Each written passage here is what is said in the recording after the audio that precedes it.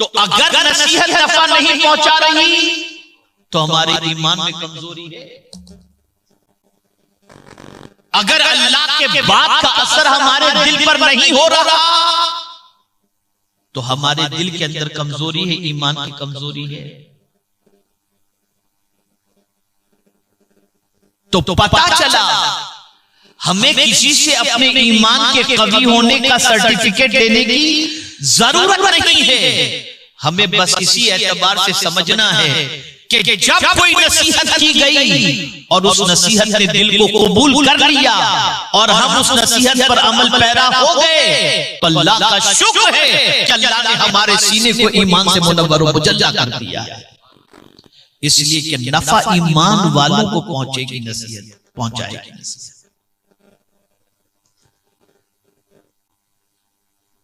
यहां तक कि दीवार पर लिखी हुई नसीहतें लोग कबूल कर लेते। तो आइए मैं भी कुछ नसीहतें आज करने के लिए हाजिर आया हूं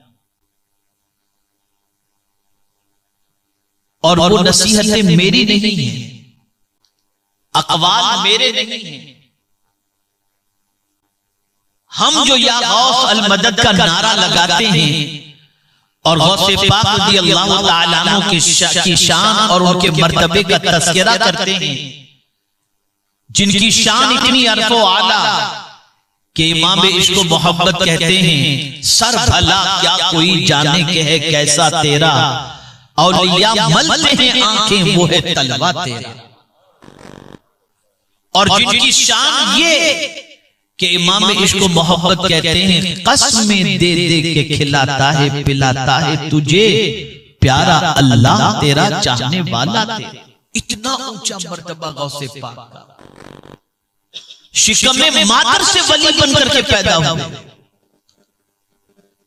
और एक रिवायत के मुताबिक 17 पारे के हाफिज पैदा हुए। तो जाहिर सी बात है जो इतना बड़ा हो, जिसकी इतनी बड़ी शान हो, उसकी बात हल्की फुल्की तो नहीं होगी। उसके कलेमात, उनके अल्फाज, उनकी नसीहतें इतनी जामे होंगी कि उन नसीहतों पर अमल करने के बाद इंसान की जिंदगी में इनकलाब पैदा हो जाए। हम बोलते हैं तो अपने उस्तादों से सुनकर, किताबों से पढ़कर बोलना शुरू करते हैं, मशक करते हैं, फिर सीखते हैं, फिर बयान करते हैं। लेकिन जिसने बोलना ही शुरू किया हो मुस्तफा के लुआब दहन को पीने के बाद, उसकी जबान की तासीर का क्या कहें। जिसने मौला अली का लुआब दहन चूस करके कलाम करना शुरू किया हो, बात करना शुरू किया हो, उसकी नसीहतों का क्या है। मैं आज आरिफ बिल्लाह के लिए गौसे पाक रज़ियल्लाहु ताला अन्हु ने किन खुसूसियात का और किन सिफात का तज़किरा फरमाया वो भी अर्ज करूंगा, और अवाम के लिए सैयदना गौसे पाक रज़ियल्लाहु ताला अन्हु ने किन चीजों से बचने का हुक्म दिया वो बातों का भी तज़किरा करूंगा।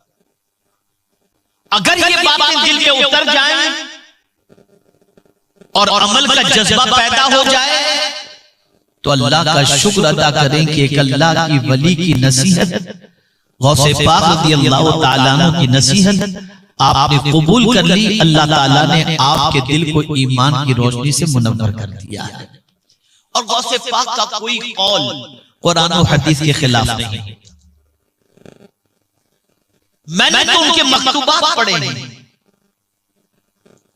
10 सतर का एक खत, उस खत में कम से कम 10 आयत, खत में 10 आयत। उनके जुमले छोटे से, आयतें बड़ी बड़ी, एक जुमला और फिर आयत, एक जुमला और आयत। मकतूबात गौसे आजम पढ़ करके आप देखेंगे।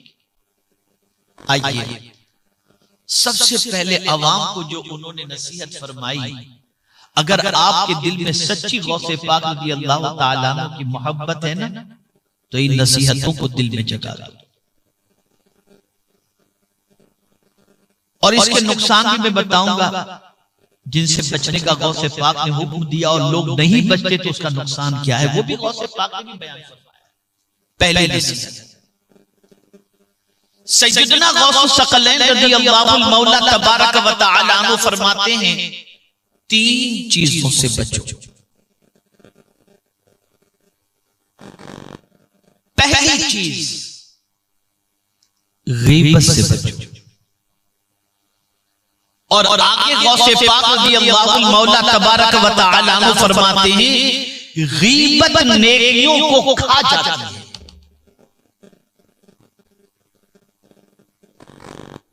पीठ पीछे किसी की बुराई करना, यह है गीबत। और आक़ाए करीम सल्लल्लाहु अलैहि वसल्लम ने इरशाद फरमाया, अल गीबतु अशद्दु मिनज़ ज़िना, गीबत ज़िना से भी सख्तरीन है, सख्तरीन गुनाह है।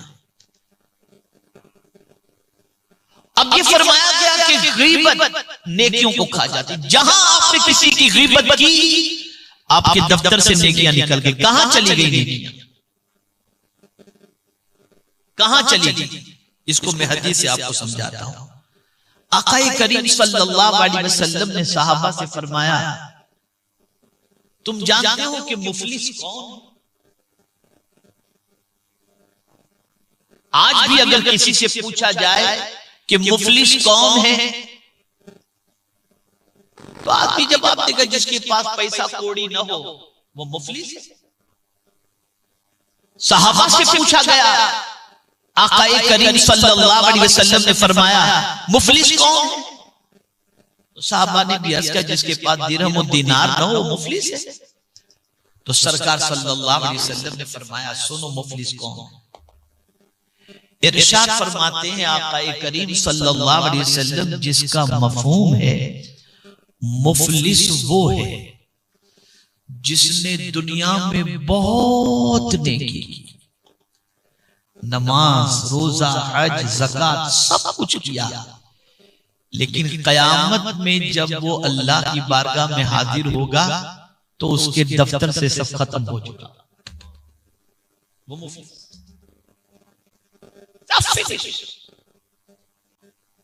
अब कैसे फिनिश होगा? तो आक़ाए करीम सल्लल्लाहु तआला अलैहि वसल्लम ने इरशाद फरमाया, दुनिया में वो नमाजी, वो इबादत गुजार, वो नेकी करने वाला, उसने जिस किसी को गाली दी होगी, जिस किसी की बुराई की होगी, जिस किसी की गीबत की होगी, कयामत में उस नेकी करने वाले की नेकियां उठाकर अल्लाह जिसकी गीबत उसने की थी उसको सारी नेकियां अता कर देगा। और फिर मजीद सुने, अगर वो नेकियां उस बंदे को जो सताया गया था, या जिसके खिलाफ गीबत की गई थी, झूठ कहा गया था, गालियां दी गई थी, अगर वो नेकियां पूरी नहीं पड़ेंगी तो जिसकी जो है उसके गुनाह उठाकर इस गीबत करने वाले के नाम यामाल में डाल दिए जाएंगे। आप जरा सोचो। इसीलिए अल्लाह वालों की बड़ी अजीब पोजीशन है। जब कोई किसी अल्लाह के वली की गीबत करता हो, कोई आकर कहता फला ने आपके सिलसिले में बुरा कहा है, तो बुरा कहने वाले के लिए वो तोहफा लेकर के जाता, और जिसने बुराई की होती उससे जाकर कहते ये तोहफा कबूल कर लो। वो कहता हुजूर किस चीज का तोहफा? कहा जो तुमने तुम्हारी नेकियां मुझे दे दी ना, इसके एवज में हम तुम्हें तोहफा देने के लिए आए हैं। और आज मैं पूछना चाहता हूं, वो कौन सी नशीद है जहां पर गीबत नहीं होती? वो कौन सी मजलिस है जहां गीबत नहीं होती? हमारे पास नेकियां बची, पहले तो नेकियां हैं कितनी हमारे पास, जरा नेकियों का हिसाब लगा करके तो देखो, जरा नेकियों का जायजा लेकर के तो देखो।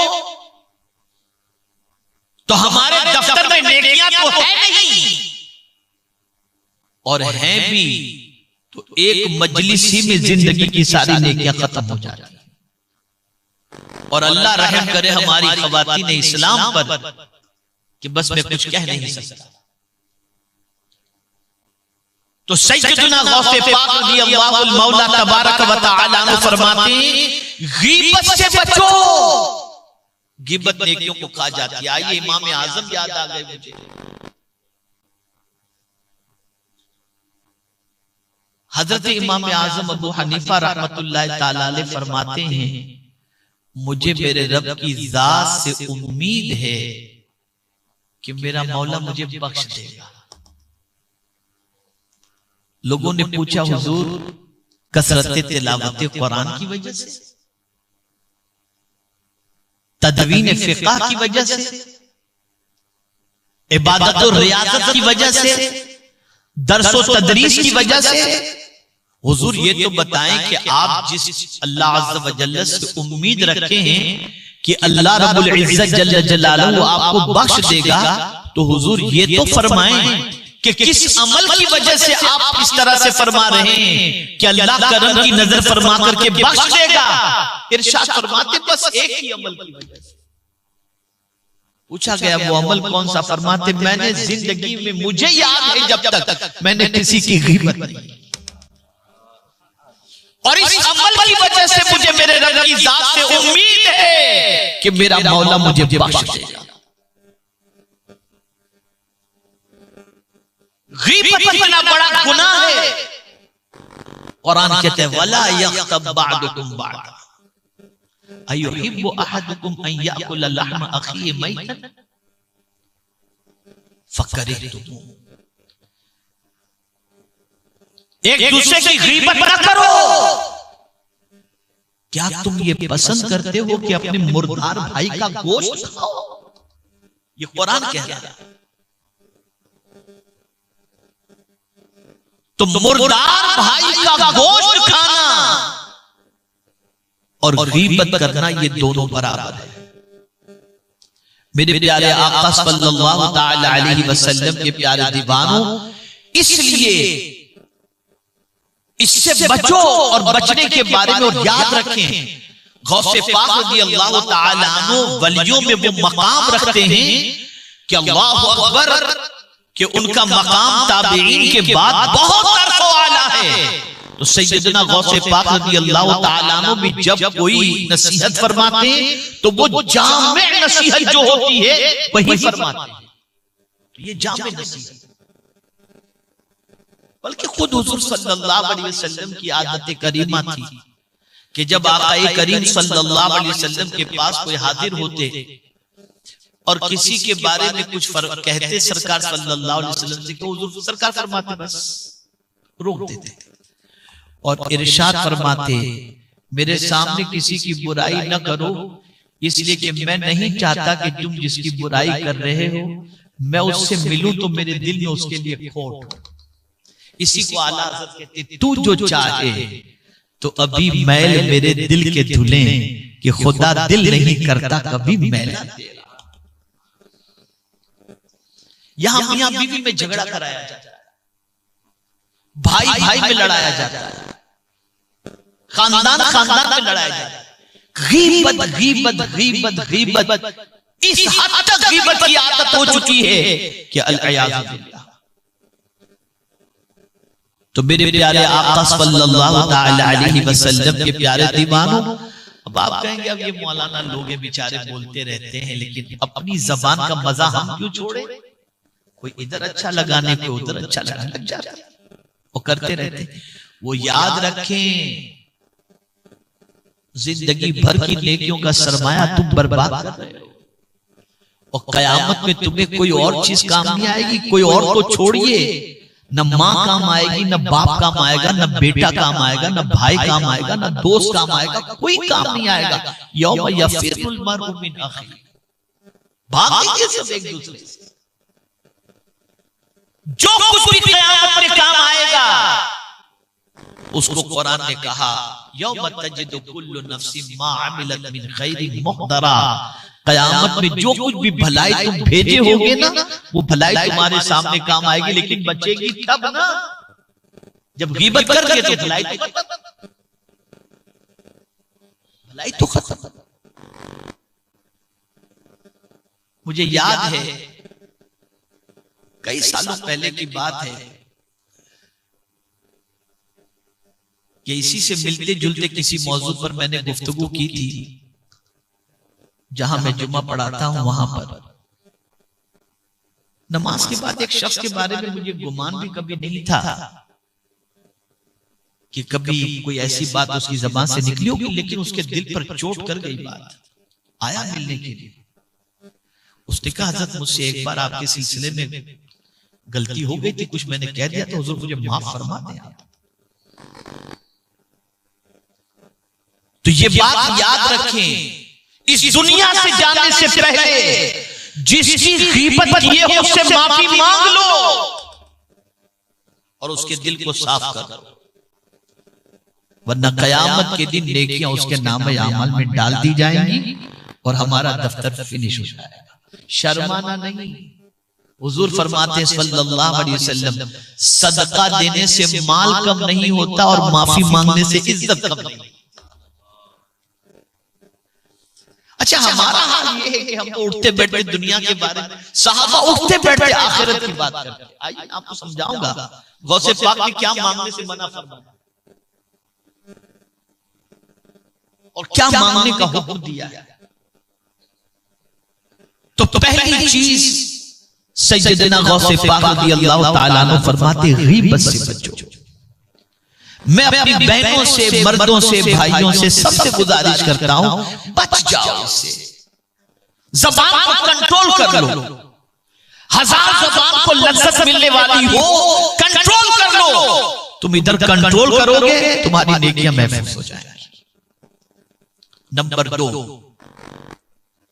जिससे बचने का गौसे पाक ने हुक्म दिया। सैयदना गौसे पाक रज़ियल्लाहु ताला अन्हु फरमाते हैं, बदनिगाही से बचो, ये मासियत दिल में पैदा कर देती है।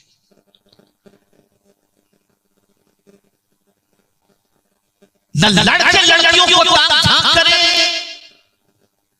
न लड़कियां लड़कों को ताक झांक करें।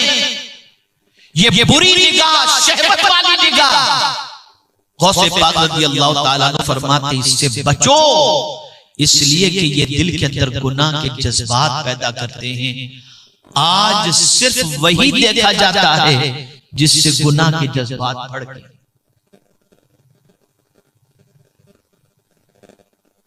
कुरान मुक़द्दस में रब्बे कदीर जल्ल जलालहू ने सिर्फ मर्दों से नहीं फरमाया कि निगाहें नीची रखो, बल्कि परवरदिगार ने औरतों से भी फरमाया। रब्बे कदीर जल्ल जलालहू ने मर्दों से फरमाया, कुल लिल मुमिनीन यगुद्दू मिन अबसारिहिम, और खवातीन से फरमाया, मोमिनात से फरमाया, कुल लिल मुमिनात यगुद्दून मिन अबसारिहिम। मेरे महबूब सल्लल्लाहु अलैहि वसल्लम, आप मोमिनों से कह दें कि अपनी निगाहें नीची रखें। मोमिनात से फरमाते कि वो अपनी निगाहें नीची रखें। आज तो ताक झांक के अलावा कुछ नहीं। ये जो पूरा मुआशरा गंदगी की बदबू से परेशान कर रहा है, उसकी पहली वजह है निगाहों का आवारा हो जाना। जब निगाहें गंदी होती हैं तो दिल के अंदर निफाक पैदा होता है। बुरी निगाह की बुनियाद पर इंसान के कल्ब के अंदर, इंसान के दिल के अंदर गुनाहों के जज्बात जन्म लेने लगते हैं। निगाहों की हिफाजत करो। और ये भी इरशाद समात कर लें, अगर आपकी निगाह अचानक में उठी और किसी लड़की पर पड़ गई, या किसी लड़की की निगाह किसी लड़के पर पड़ गई और उसने अल्लाह के डर से निगाह को झुका लिया, अल्लाह उसके दिल में नूर पैदा कर और उसके दिल को सुकून से भर दे। ये बेकरारी, ये बेचैनी, ये इज़्तिराब, ये सुकून का खत्म हो जाना, इसमें सबसे बड़ा दखल बड़ी बदनिगाही का है। किसी पर निगाह पड़ गई, कितना स्मार्ट है, कितनी ब्यूटीफुल है, अब रात को सोते रहो या जागते रहो या तड़पते रहो, बेचैन हो, बेकरार हो। बेकरारी की वजह बदनिगाही है। लेकिन अगर आपने बदनिगाही से अपनी निगाहों को महफूज रखा, निगाहों की हिफाजत की और निगाह से वही देखा आपने जो देखने का अल्लाह के रसूल सल्लल्लाहु अलैहि वसल्लम ने हुक्म दिया, तो अल्लाह आपके दिल को सुकून से माला माल फरमा दे। कुरान देखकर बेकरारी नहीं होती, काबा शरीफ को देख करके बेकरारी नहीं होती, गुंबद खदरा को देखकर बेकरारी नहीं होती, बल्कि ये वो चीजें हैं जिसे देखो तो बेकरारी दूर हो जाया करती है। ये देखने के लिए अल्लाह ने आंखें अता फरमाई।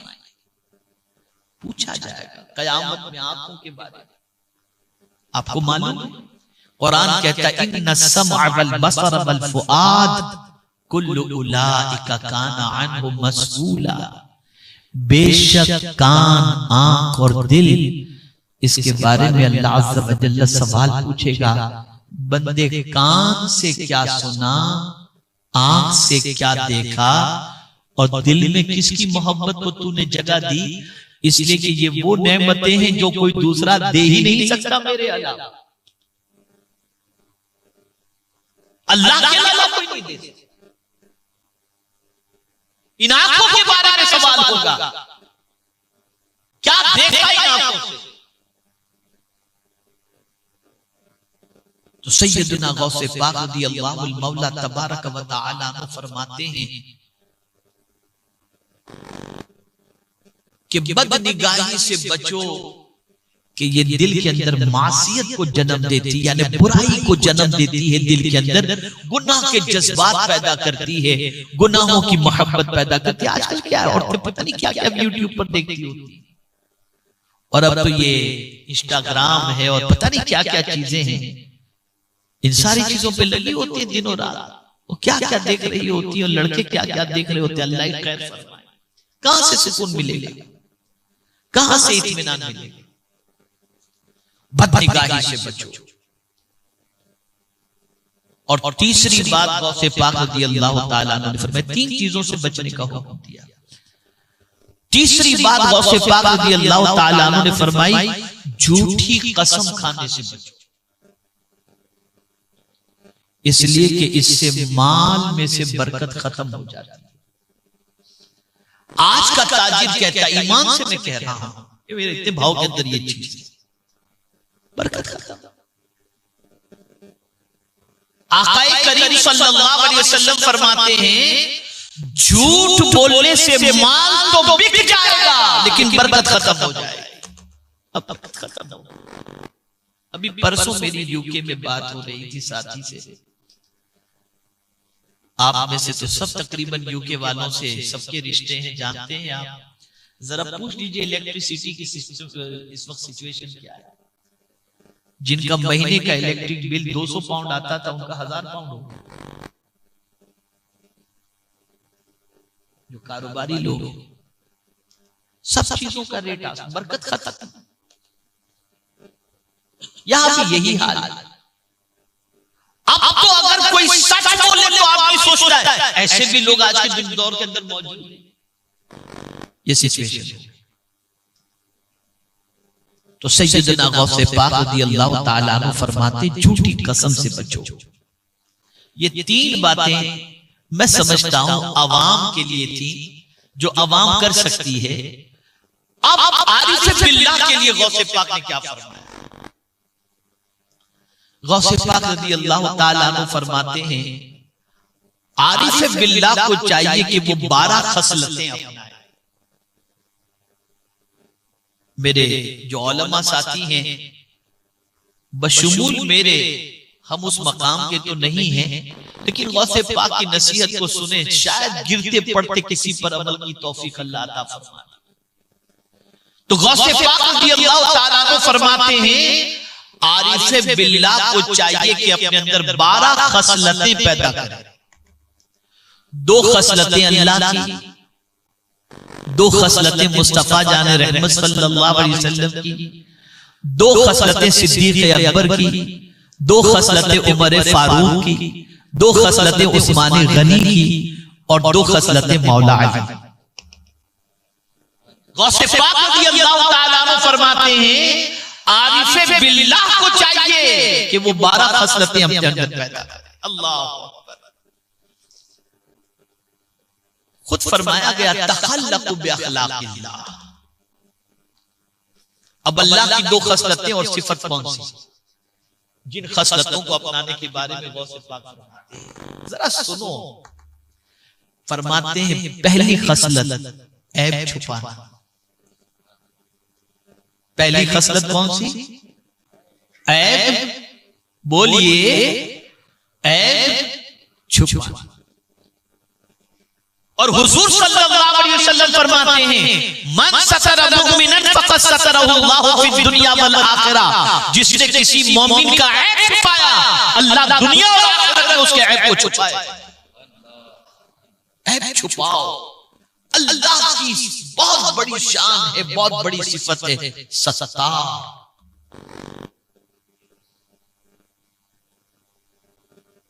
यहां एक बात बताऊं,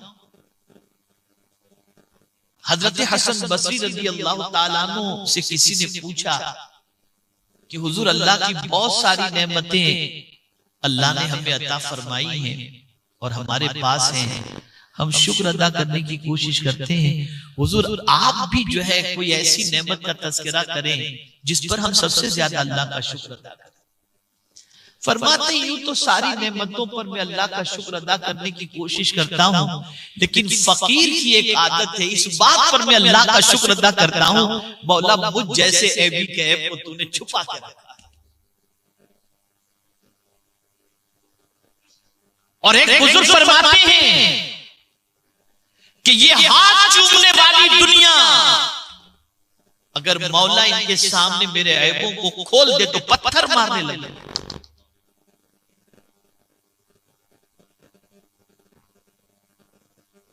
ये उसका करम है, उसने ऐब को छुपाया।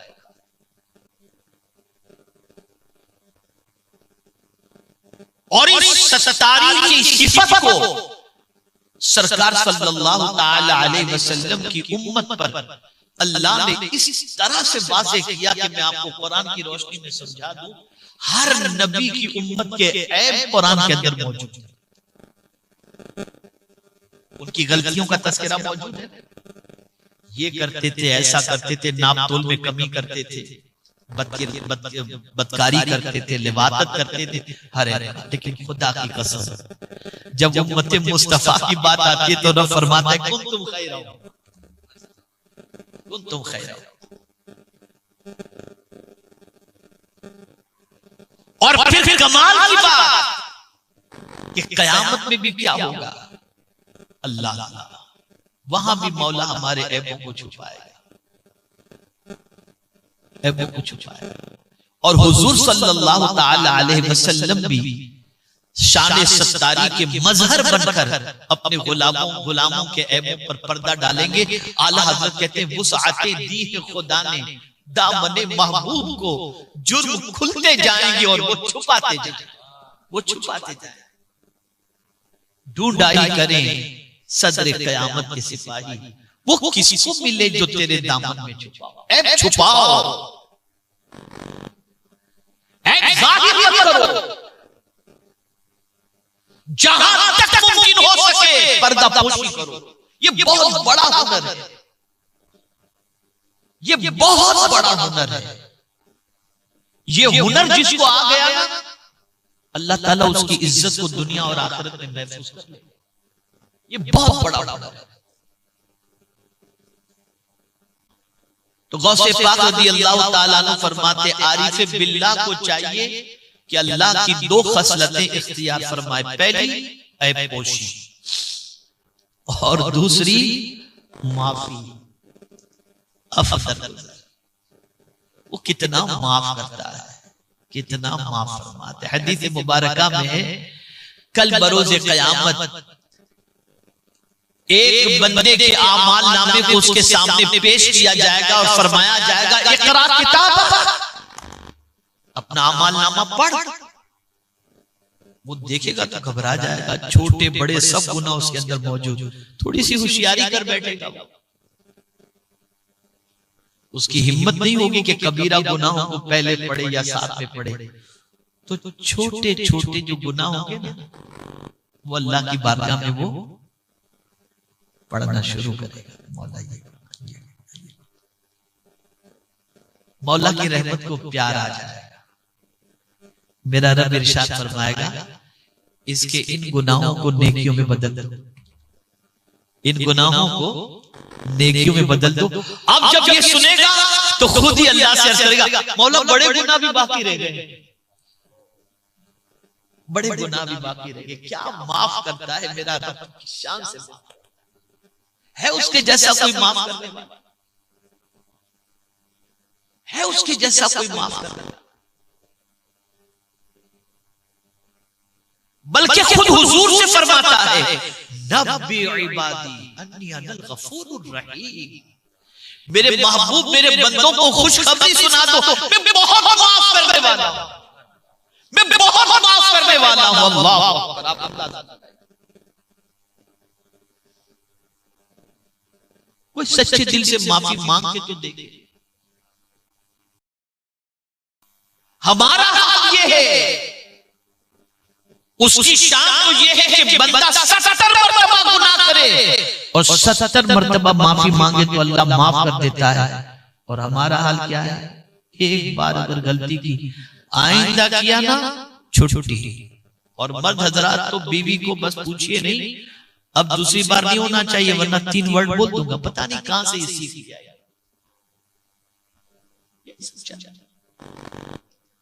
दीन सीखा ही नहीं, जिंदगी गुजारने का तरीका सब कुछ सीरियल से सीखा, जिंदगी गुजारने का तरीका यहूद और नसारा से सीखा, जिंदगी गुजारने का तरीका पिक्चरों से सीखा, कभी दीन से सीखा आपने? दीन तो ऐसा है कि आपकी जिंदगी को जन्नत बनाने के लिए आया, ये इसलिए दीन माफ करने की आदत,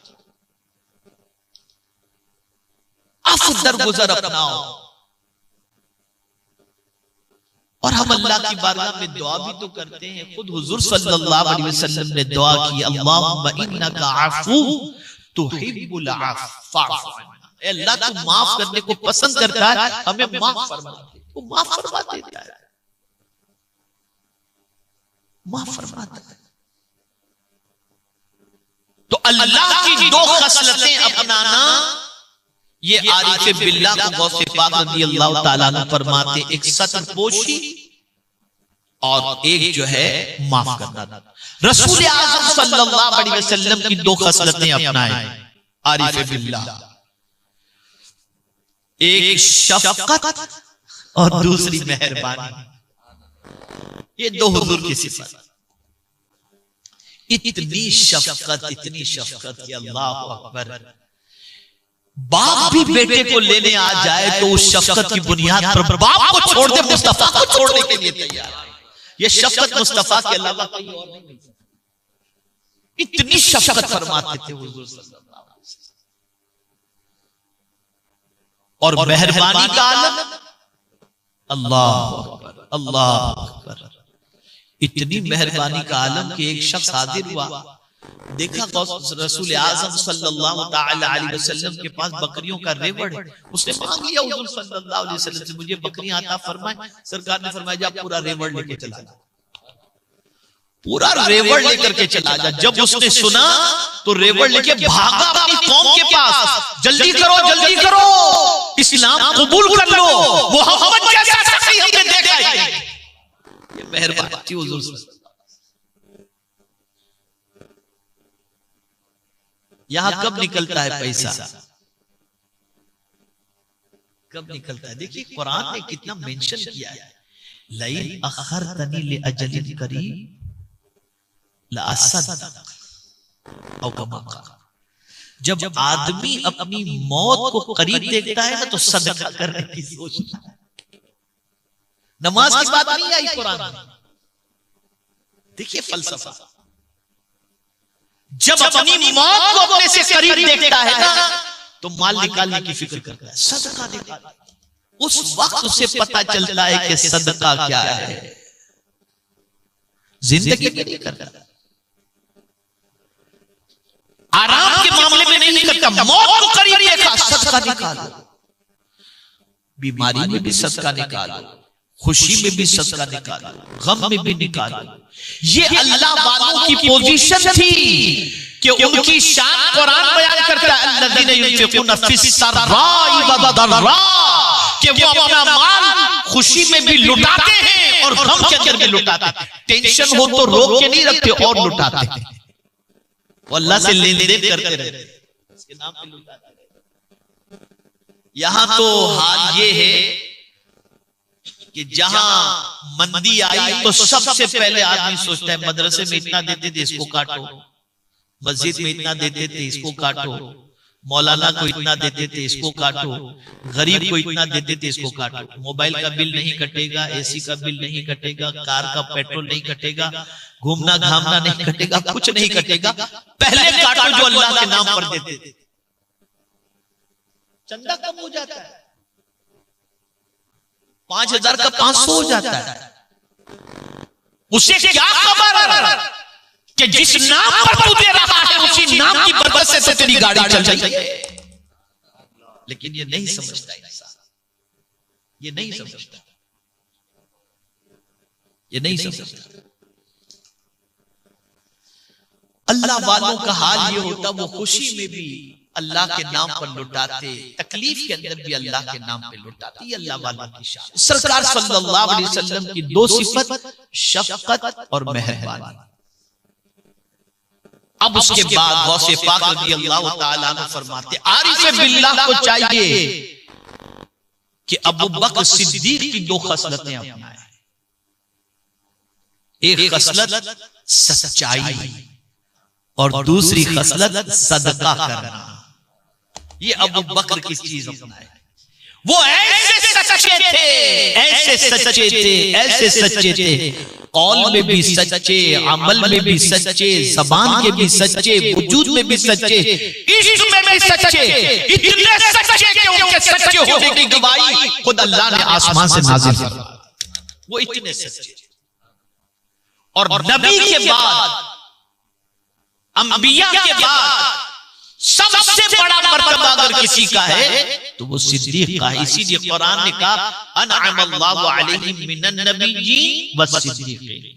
फौरन नबी के बाद सच्चाई ये बहुत बड़ा हुनर है।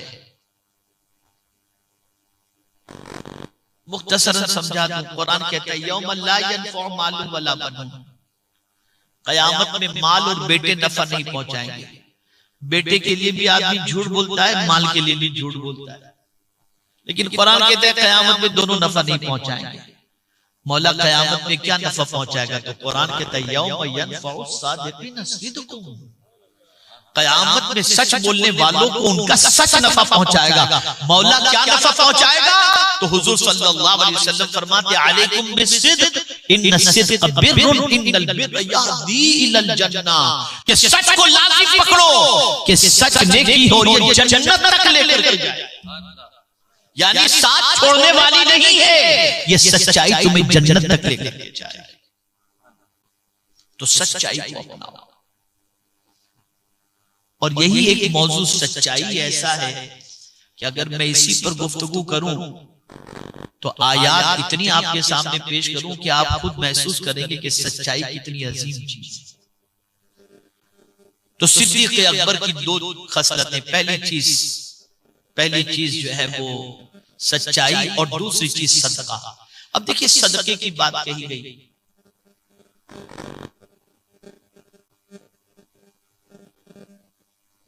सैयदना सिद्दीक अकबर रज़ियल्लाहु ताला अन्हु के एक रिश्तेदार थे, उनकी किफालत सिद्दीक अकबर रज़ियल्लाहु ताला अन्हु फरमाते थे। और मिस्ताह, हजरत मिस्ताह, उम्मुल मुमिनीन हजरत आयशा सिद्दीका रज़ियल्लाहु ताला अन्हा पर जब बहतान तराशी का सिलसिला शुरू हुआ तो थोड़े से वो भी शिकार हो गए। और जब सैयदना सिद्दीक अकबर रज़ियल्लाहु ताला अन्हु को पता चला कि जिस मिस्ताह की किफालत मैं कर रहा हूं वो भी प्रोपेगेंडे के शिकार हो गए, तो उन्होंने उनको खर्चा देना बंद कर दिया।